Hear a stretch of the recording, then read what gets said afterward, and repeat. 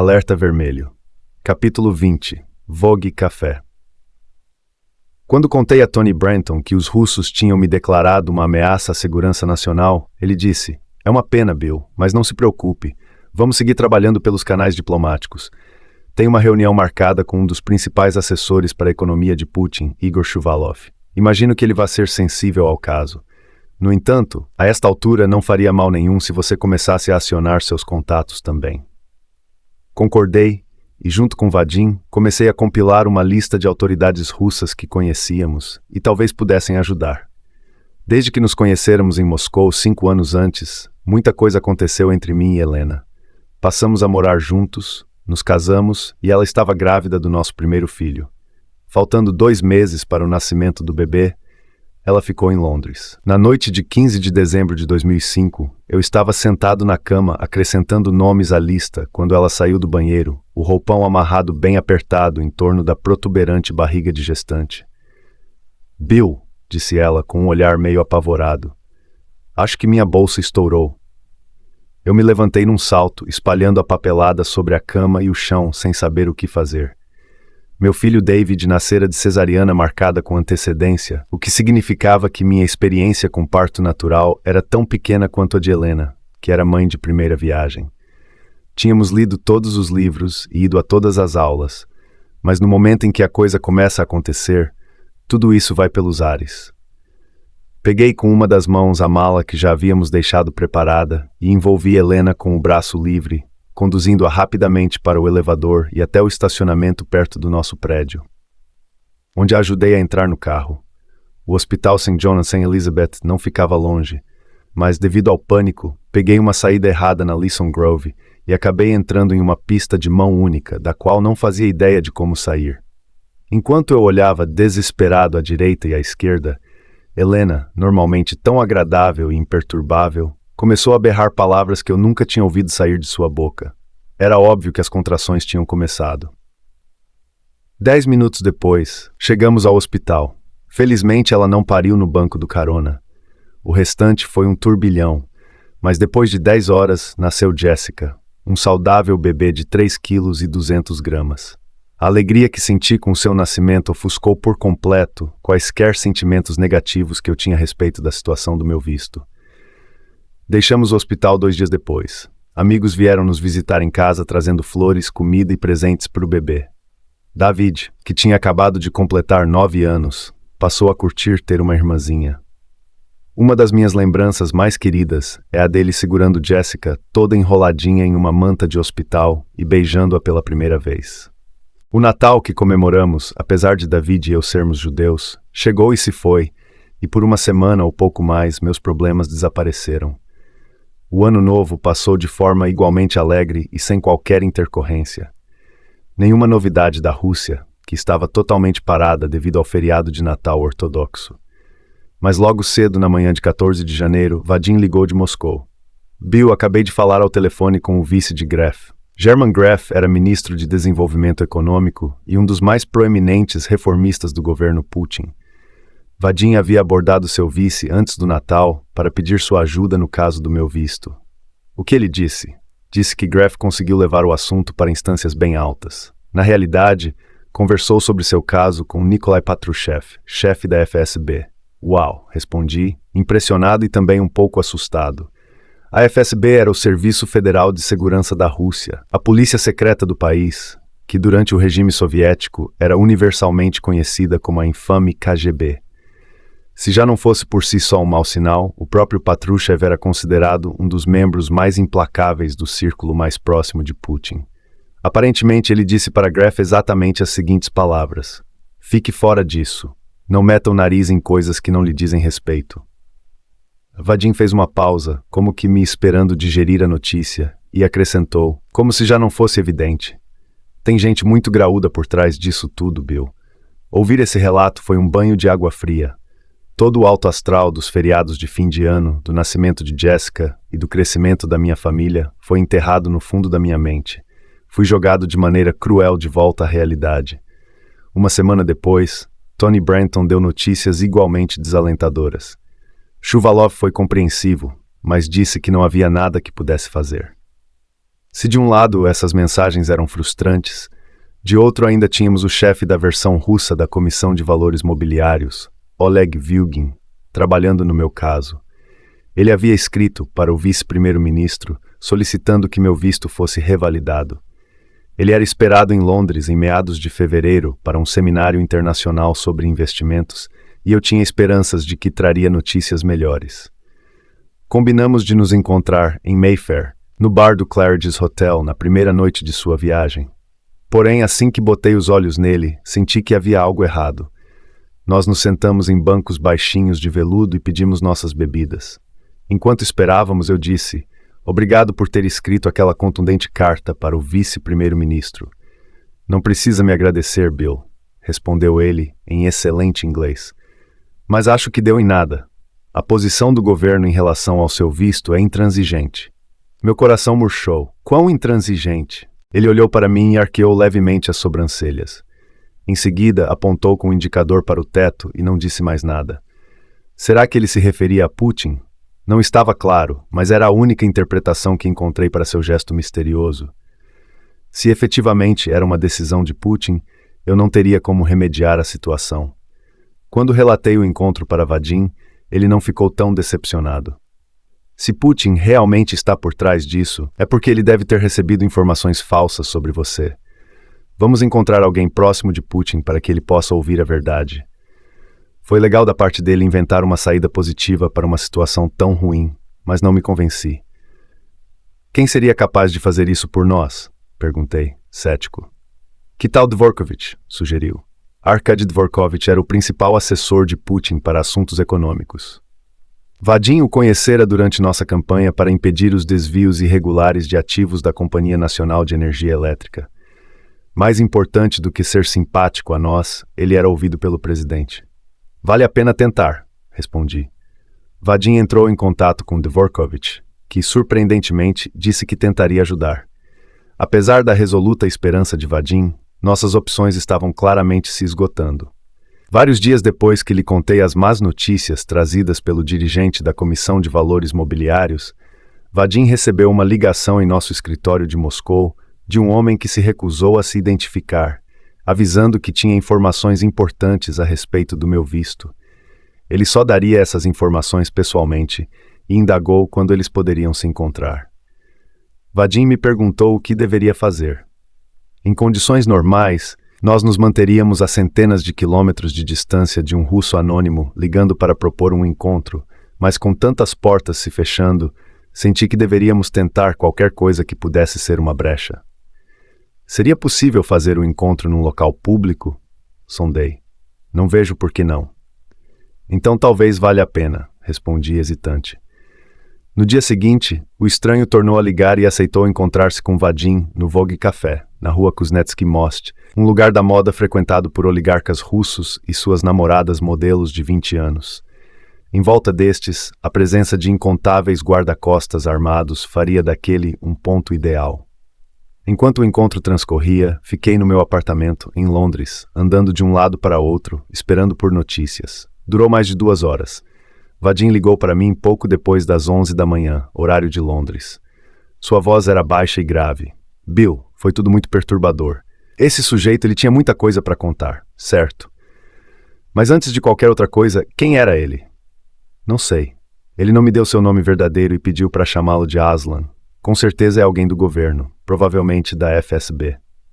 "Por que deveríamos acreditar em alguém que se recusa a se identificar?" Perguntei, incrédulo. "Porque ele sabia de tudo. Tudo mesmo, Bill. Sabia de nossas tentativas com Graf, Vilgin, Shuvalov, Prikodko. Ele trouxe um papel com todos os detalhes da sua detenção no aeroporto, uma cópia da carta de Brenton, tudo. Foi assustador. Senti um frio na espinha. E o que exatamente ele disse? Disse que a coisa toda está sob controle da FFSB e que o cancelamento do seu visto foi só o começo. Só o começo? Foi o que ele disse. E mais, disse que a FSB tem intenção de, abre aspas, tirar os ativos do Hermitage, fecha aspas. Merda. É mesmo. E tem mais. Não é só a empresa. O problema é conosco. Comigo. Pelo visto, a FSB está monitorando tudo que eu faço. Ele avisou que estou na iminência de ser preso. Vadim disse isso calmamente. Ele dizia tudo calmamente. Como se estivesse narrando eventos que estavam acontecendo com outra pessoa. Levantei-me bruscamente, derrubando a cadeira. E você acredita no que ele está dizendo? Não tenho certeza, mas ele soou bem crível. E por que esse tal Aslan nos contaria as intenções deles? Ele alega que há uma guerra dentro do governo e que o grupo dele está em rota de colisão com as pessoas que estão tentando fazer isso conosco. Eu não sabia se isso era verdade ou se estavam nos enganando, mas de uma coisa eu tinha certeza. Era imperioso que Vadim saísse da Rússia. Escute bem, acho que é melhor você vir para cá assim que possível. Se há uma chance, por menor que seja, de esse cara estar falando a verdade, nós não podemos correr o risco de você ser preso. Calma, Bill. Não precisa reagir de maneira tão radical. Vadim, você está de brincadeira. Saia daí, você está na Rússia! Na Rússia! Nenhuma reação é radical demais na Rússia. Desligamos. Vadim se recusou a deixar o país. Ele sabia que se saísse da Rússia naquele momento, talvez nunca mais voltasse. Em sua cabeça não fazia sentido ir para o exílio só porque aquele estranho lhe dissera algumas coisas naquela tarde. Ele queria mais informações. Eu vi as coisas de outra maneira e implorei a Vadim que conversasse com Vladimir Pastukov, um advogado de Moscou que o Hermitage consultara ao longo dos anos. Vladimir era o homem mais sábio que eu conhecia. Não havia ninguém comparável a ele. Quase cego, usava óculos com lentes de fundo de garrafa que o faziam parecer com o escriba de algum romance de Dickens. Devido a essa deficiência, no entanto, Vladimir tinha a mente mais afiada e com mais habilidades do que a de qualquer outra pessoa com que já estive. Ele possuía uma qualidade rara, a capacidade de analisar uma situação complexa em toda a sua profundidade e nos mínimos detalhes. Era como um grande mestre do xadrez, capaz de antever todos os lances, não apenas antes de o oponente fazer, mas antes mesmo que ele perceba a possibilidade. Ainda que não aceitasse deixar o país, Vadim topou falar com Vladimir. Quando o advogado abriu a porta de seu apartamento pouco antes da meia-noite, Vadim imediatamente levou um dedo aos lábios, indicando que não deveriam falar, para o caso de o apartamento estar grampeado. Vladimir deu passagem e Vadim entrou. Em silêncio, caminharam até o computador de Vladimir. Vadim se sentou e começou a digitar. Fui alertado por alguém do governo que vou ser preso. Eles podem fazer isso? Vladimir se posicionou diante do teclado. Devo responder como advogado ou como amigo? Ambos. Como advogado, não. Não há justificativa para a sua prisão. Como amigo, a resposta é sim. Sem sombra de dúvida. Eles podem fazer qualquer coisa. Devo sair do país? Quão confiável é sua fonte? Muito. Eu acho. Então é melhor você ir embora. Quando? Imediatamente. Vadim foi para casa, arrumou a mala às pressas e seguiu rumo ao aeroporto para pegar o voo da British Airways das 5h40 com destino a Londres. Não consegui dormir até receber uma mensagem de texto de Vadim às 2h30, horário de Londres, avisando que estava no avião e prestes a decolar. Ele desembarcou em Londres naquela manhã e foi direto para minha casa. Estávamos ambos em estado de choque. Não acreditávamos que as coisas tivessem se deteriorado tão rapidamente. Estávamos no escritório falando sobre o drama da véspera, quando Vadim recebeu uma mensagem dizendo que Arkady Dvorkovich, o assessor econômico de Putin, havia levado a sério nosso pedido de ajuda. Ele disse que convencera várias pessoas ligadas à presidência de que seria prejudicial para o clima de investimentos na Rússia se meu visto não fosse revalidado. Ainda mais significativa era a parte da mensagem que afirmava que meu caso estaria na pauta da reunião do Conselho de Segurança Nacional com o presidente Putin no sábado seguinte. Em seguida, Vadim e eu tentamos entender de alguma forma a lógica das notícias conflitantes que vinham da Rússia. Como era possível que pessoas como o ministro da Economia e o dirigente da Comissão de Valores Mobiliários afirmassem que não havia esperança alguma para o meu caso, e ao mesmo tempo o assessor para a economia do presidente parecesse acreditar que poderia me ajudar a resolver o problema do meu visto no Conselho de Segurança Nacional? Comecei a pensar que talvez todos estivessem dizendo para nós o que acreditavam ser verdade, mas que o governo tinha várias facções diferentes, cada uma com a sua opinião. Fosse lá o que estivesse realmente acontecendo, só me restava torcer para que a facção de Dvorkovich vencesse e a reunião do Conselho de Segurança Nacional rendesse bons frutos para mim. No entanto, 4 dias antes da grande reunião, um novo fator entrou na equação depois que recebi um e-mail do chefe da sucursal de Moscou do The Washington Post, Peter Finn. Oi, Bill. Espero que esteja tudo bem. Peço desculpas por te perturbar com o rumor, mas ouvi dizer que você está passando por problemas com o visto. Faz algum sentido? Se fizer, você está disposto a falar a respeito? Para um investidor com a sua envergadura, seria algo bem relevante. Saudações, Peter. Merda. Como é que esse sujeito soubera do meu problema com o visto? Aquilo não era nada bom. Não me saía da cabeça o alerta de Simon Smith sobre como os russos se fechariam em copas se minha história se tornasse pública. Não respondi à mensagem de Finn e ele, felizmente, não voltou a me procurar. No entanto, outro repórter, Arkady Ostrovsky, do Financial Times, ligou para mim na quinta-feira. Ele também tinha ouvido rumores. É verdade que você está sendo proibido de entrar na Rússia, Bill? Senti um buraco no estômago. Me desculpe, Arkady, mas não posso falar sobre isso. Ora, Bill, vamos lá. Isso é para ser manchete de qualquer jornal. Preciso saber o que está acontecendo. Arkady e eu tínhamos liberdade um com o outro porque ele havia sido um dos jornalistas que ajudaram a repercutir as revelações do caso Gazprom. Embora não pudesse negar para ele que algo estava acontecendo, eu precisava segurá-lo e ganhar tempo. Se fosse verdade e eu lhe desse uma entrevista exclusiva sobre o assunto, você poderia esperar 4 dias? Ele não gostou da proposta, mas era melhor do que não ter matéria nenhuma. Combinamos de eu ligar para ele na segunda-feira seguinte. A conversa com Arkady me deixou em estado de extrema tensão. Repórteres começavam a sentir que havia algo no ar, e tudo o que eu precisava fazer era passar as 36 horas seguintes sem que nenhum deles me ligasse. Mas às 10h30 de sexta-feira, uma repórter da Reuters, chamada Elif Kaban, deixou uma mensagem de voz no meu telefone. Não disse qual era o assunto da chamada, mas voltou a ligar às 11h45. Eu tinha um almoço marcado com um velho amigo de Washington e saí do escritório sem retornar às ligações dela. Encontrei meu amigo em um restaurante em Chinatown e desliguei o telefone. Por segurança, deixei o BlackBerry na mesa, apenas para monitorar o assunto Reuters. Depois de nos servirmos algumas vezes no carrinho, meu BlackBerry começou a piscar com uma mensagem da minha secretária. Bill, Elif Kaban ainda está tentando falar com você. Ela disse que a Reuters tem informações confiáveis de que você está impedido de entrar na Rússia e eles gostariam de lhe dar a oportunidade de ser o primeiro a fazer qualquer comentário a respeito. Por favor, ligue para eles assim que possível. É a 4ª vez que ligam hoje. Elif Kaban está insistindo demais. Fiquei olhando, meio abobalhado, para o e-mail por um bom tempo.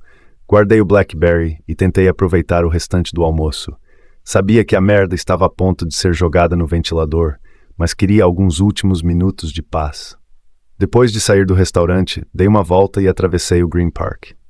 Era um luminoso dia de primavera, daqueles que dão prazer de viver em Londres.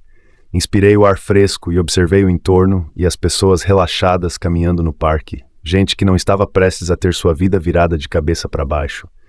Terminada a caminhada, me acomodei à minha mesa de trabalho.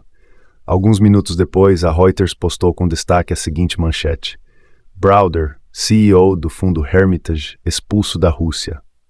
Não era mais segredo. Meu telefone imediatamente começou a piscar como uma árvore de Natal. Eram ligações do Financial Times, do The Daily Telegraph, do The Independent, do The Wall Street Journal, da Forbes, do Kommersant, do Vedomosti, do Dow Jones, da AP, do The New York Times e cerca de outros 20 outros órgãos de imprensa. Era exatamente para isso que Simon Smith tinha me alertado. Agora estava acontecendo. Não haveria mais como os russos salvarem as aparências. Eles não poderiam recuar. Nada de positivo aconteceria na reunião do Conselho de Segurança Nacional. Meu destino estava selado, e a partir daquele momento sabia que era oficial. Meu prazo de validade na Rússia tinha acabado. O problema é que a Rússia ainda queria acabar comigo.